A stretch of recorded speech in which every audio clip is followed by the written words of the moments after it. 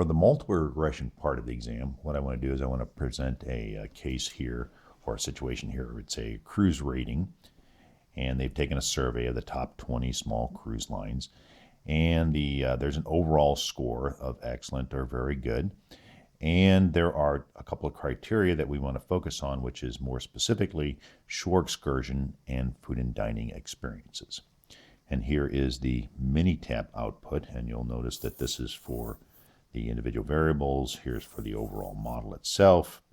And then we'll also spend a little bit of time on analyzing the R-squared. Note that there is an outlier. So in that case, you'd want to go ahead and take a peek at that and figure out, okay, exactly why is this an outlier? So to the specific questions at hand that you'll need to make sure you understand is, what is a research appropriate question for this problem? Well, very clearly what you want to do is you want to figure out what effect or do shore excursion and food and dining experiences have an effect on the overall rating for a cruise line. All right. And as far as a null hypothesis statement, you have two independent variables that you want to look at relative to the outcome variable. So the null hypothesis would be B sub 1 is equal to B sub 2, which is equal to 0. And we're going to declare B sub 1 as shore excursion, the slope associated with the shore excursion, and B sub 2 is the slope associated with food and dining. And then the alternate would be at least one of these does not equal 0, which would mean there is a slope and there is a relationship between at least one of the variables and the dependent variable, which, as you're probably surmising by this point, is the overall survey score. And the independent variables are going to be shore excursion and food and dining. The causal model, what would this causal model look like? Well, we can go back here and let me draw that up on this part of the review. And so the causal model, you would have two pieces, or two variables, x1 and x2. And we said one was shore excursion, the other one was food and dining. And then here is the outcome variable, y. And that is the overall score. And where x1 is shore, and x2 is the food and dining for the cruise.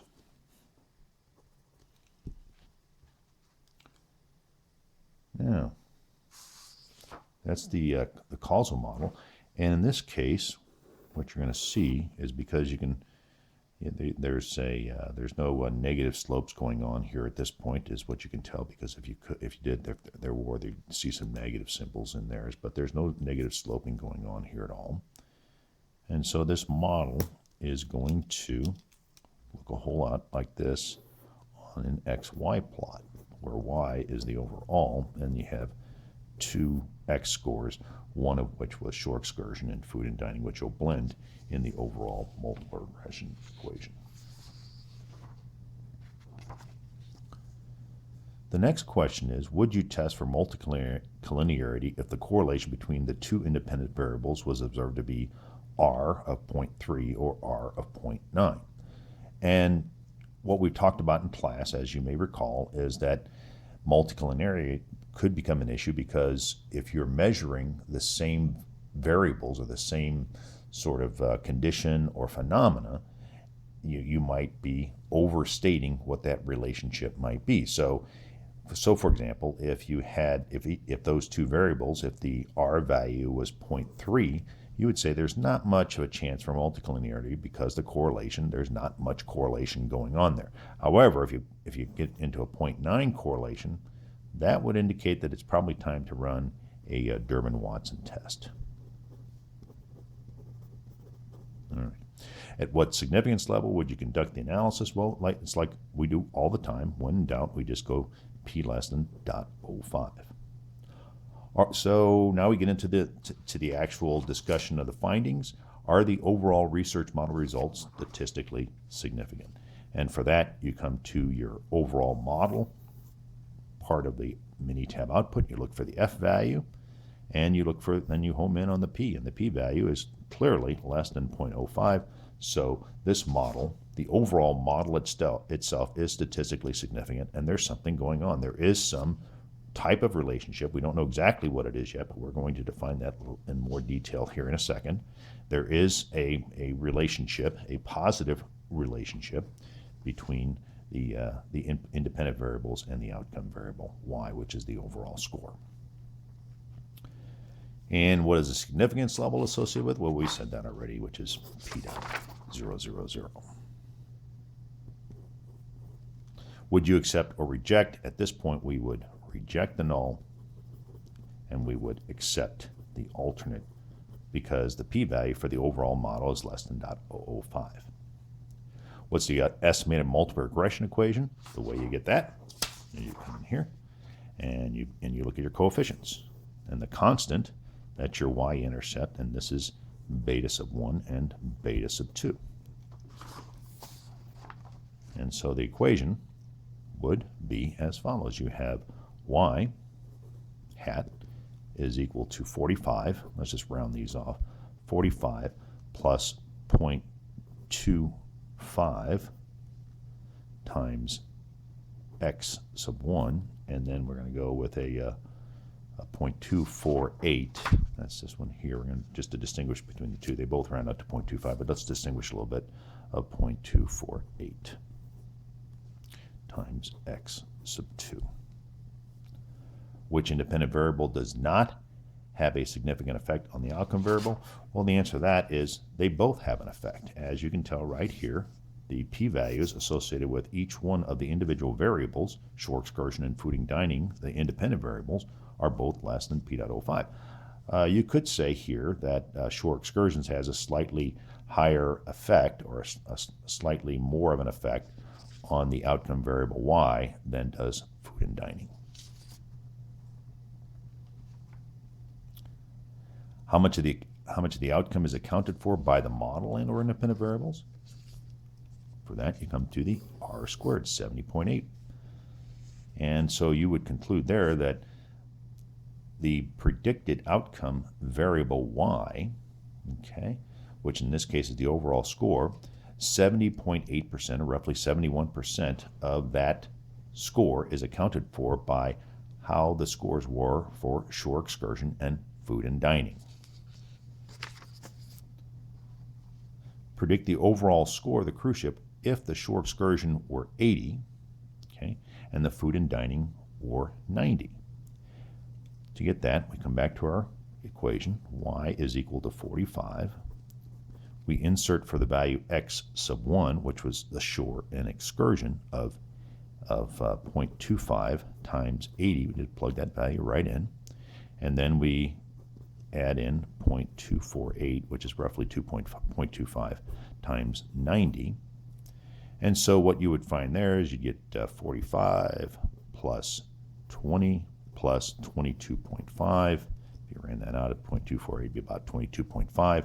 And so the overall estimated score is going to be 45, 20, and 22, which would be 65, and 22 is an 87.5.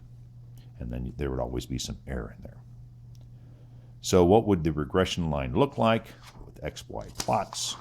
You could come in here and you would say, okay, the y-intercept is 45, and then you would say that the slope is positive because here's the equation is equal to 45 plus 0.25 x1 plus 0.25 or 2.48 x2, and then you've got some error in there as well. And this relationship is positive. It's a very strong relationship as well. Because of this, you already determined that it was the relative nature of these the independent variables to the predicted variable was about 80% accounted for. Now, the next thing you do is you come down here is what is the estimated change in y correspond to one change in the unit in the values of x1 and x2 when you hold the other one constant. And so here what you would say is that come back to your original equation, and you would say that if you hold x2 constant, for each 1 unit increase in x1, holding x2 constant again, you're going to get a 0.25 increase in the score on the overall excursion rating.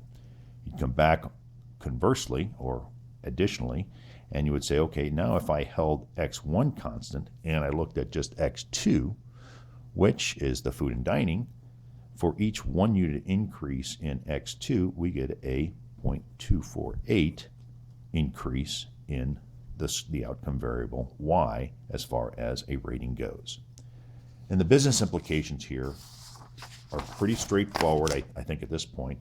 And what you would say is, based upon what you're seeing and the overall analysis, is that there's a positive relationship between both independent variables, which are shore excursion and food and dining experiences. Therefore, you would focus on each of those as far as making sure that you have the highest score possible when for the survey when they come back and do that again, and then publish that to the world as far as what the overall rating is for your cruise line. And you'd probably, given these t-values and the p-values, you might focus just a little bit more on shore excursion as far as making sure people are happier there. You know, if push came to shove, you'd focus a little more effort on shore and excursions than food and dining, because that matters more in the overall rating itself.